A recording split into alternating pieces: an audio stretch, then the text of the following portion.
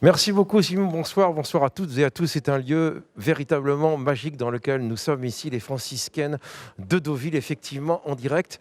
Plus de 100 000 visiteurs sont déjà venus.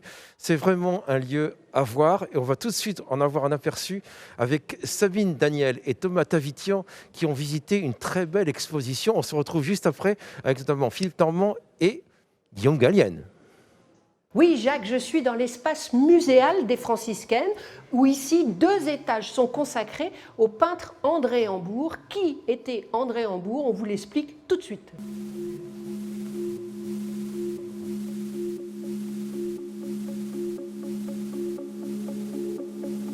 C'est un peintre qui est né à Paris en 1909 et qui a traversé tout le XXe siècle, car il est mort en 1999.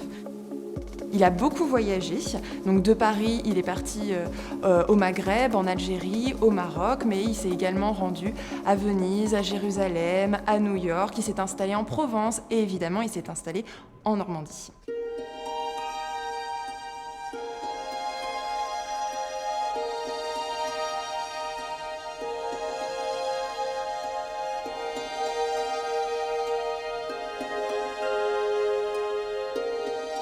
Il y a eu en 2011 une grande donation de la part de la veuve d'André Hambourg, Nicole Hambourg, une donation de plus de 4000 œuvres, dont 3500 de la main de l'artiste, qui représente en fait 500 peintures que vous pouvez voir autour de moi, mais aussi 3000 dessins.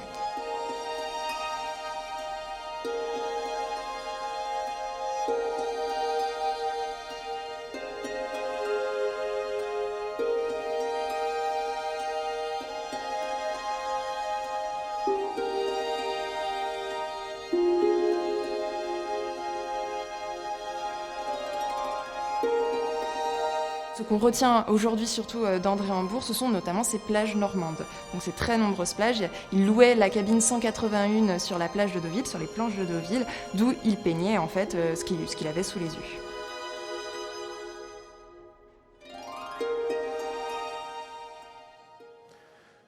Très belle exposition, effectivement. Nous sommes avec le directeur culturel des franciscaines, Philippe Normand. Bonsoir. Alors, il y a d'autres expositions. Bonsoir, Philippe. Bien sûr qu'il y a d'autres expositions, puisque aux franciscaines, l'art et les livres sont partout dans le bâtiment. Juste à côté de nous, juste au-dessus de nous, il y a une sélection de la collection Peindre en Normandie, avec des esquisses impressionnistes qui montrent comment les peintres impressionnistes sont venus en Normandie et au départ, avant de réaliser des grandes toiles de maître, ont réalisé des esquisses et des tableaux qui leur ont permis de penser ensuite leurs œuvres majeures. Et puis, on est dans les univers et on a d'autres tableaux qui se mettent en correspondance avec les livres qui sont déployés au sein de cette médiathèque. Parce que les franciscaines, c'est un musée, certes, mais c'est aussi une médiathèque et une salle de spectacle. Et on le sait, puisque ce soir, on aura un spectacle de Guillaume Gallienne. Merci de me faire la transition, parce que justement, le public est en train d'entrer dans la salle. Le spectacle a lieu à 19h30. Et nous avons eu la chance de rencontrer le sociétaire de la Comédie Française, Guillaume Gallienne, juste avant le spectacle. C'était un bonheur, un ravissement. Le spectacle s'appelle Saint-François, le Saint-Jongleur. Interview François le Saint-Jongleur de caméra. Clap. On est dans un lieu qui est idéal pour jouer Saint-François. Ah oui, François le Saint-Jongleur.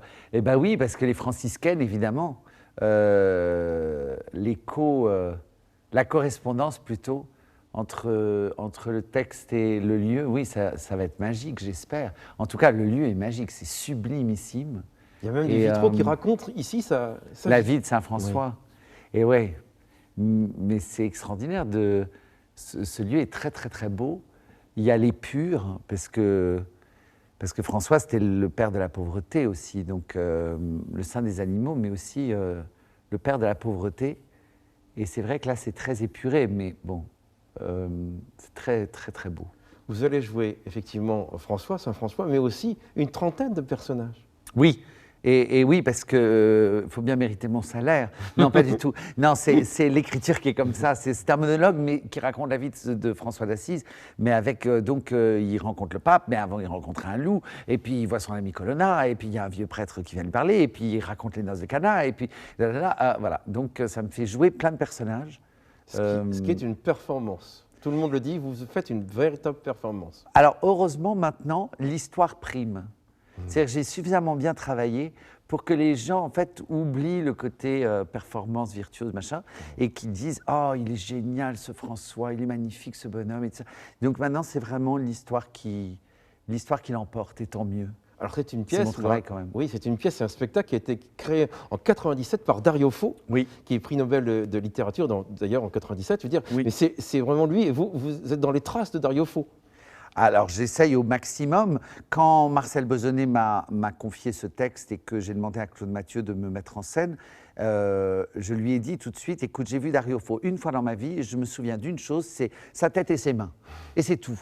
Et donc, c'est pour ça qu'on a créé cette boîte noire. En fait, il y a que moi et je dessine dans l'espace les situations, tout ça, la cathédrale avec les colonnes, tout. Et puis... Et puis surtout, c'est les mains du jongleur, François le Saint Jongleur. Et puis voilà, et la bouille, et c'est tout. Voilà. Et je vous sens calme et aussi heureux de jouer ce spectacle. Ça me fait très plaisir que vous sentiez ça, c'est exactement ça. Calme et joie, oui, ce sont les deux choses nécessaires pour jouer ce spectacle. Il faut au début accrocher les gens dans ce type d'histoire parce que... les gens, en plus, s'attendent comédie française, ils se disent il va y avoir des décors et des jabots, eh ben, ni l'un ni l'autre. Et donc, il faut un peu les agripper au début et en disant faites-moi confiance, je vous assure, parce que c'est comme un conte. Donc, voilà. Et puis, ils acceptent d'être des enfants et de se faire entraîner assez rapidement. Merci beaucoup. Ben, merci à vous. Voilà, ce spectacle se joue dans quelques minutes. Ce spectacle se joue dans quelques minutes et il aura lieu également demain. Alors c'est un espace extrêmement convivial ici aussi. On le voit ici, il y a des tables dressées parce que, si j'imagine, c'est pour Guillaume Gallienne. Eh bien, ce soir, effectivement, à l'occasion du spectacle de Guillaume Gallienne, on organise un dîner pour nos partenaires et nos mécènes. Et on mesure combien l'architecture et la rénovation du lieu est propice à la fois à créer un lieu où on peut lire dans la journée, où on peut, avant et après les spectacles, à proximité des livres et des magazines, avoir un foyer, comme il y a dans tous les théâtres, très original. Et puis on s'aperçoit aussi qu'on peut le transformer en lieu réceptif et en lieu où on se retrouve pour un moment de convivialité. C'est très apaisant comme lieu. Non seulement c'est très apaisant, mais en même temps, c'est un lieu très enrichissant, puisque comme vous l'avez bien compris, les franciscaines, c'est toute l'offre culturelle d'une ville qui est rassemblée dans un même bâtiment. C'est-à-dire qu'on n'a pas la médiathèque d'un côté, le musée ailleurs et le centre culturel ailleurs. Les spectacles, les livres, les œuvres, tout est rassemblé au même endroit. Rapidement, on va vous dire qu'il faut venir dimanche 12 décembre. Pourquoi ? Eh bien, dimanche 12 décembre à 16h, on accueille Sabine Weiss. Sabine Weiss est une grande photographe humaniste. Elle a dépassé les 90 ans et elle garde toute son énergie, sa vitalité et toute son histoire dans ce grand courant de la photographie humaniste dans lequel Doisneau, avant elle, s'est illustré. Merci beaucoup Philippe Normand, venez aux Franciscaines, c'est un véritable régal ici à Deauville, on s'y sent extrêmement bien. Donc voilà, c'est une bonne idée de sortie de week-end par exemple.